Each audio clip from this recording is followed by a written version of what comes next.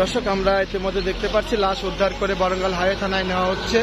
এই মুহূর্তে সার্বিক পরিস্থিতি দেখানোর চেষ্টা করছি।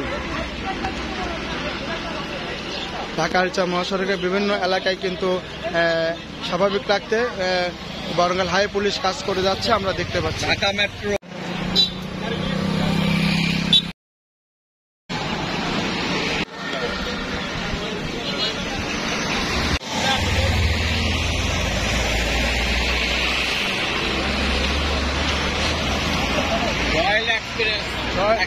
অ্যাক্সিডেন্ট করেছে রয়্যাল এক্সপ্রেস।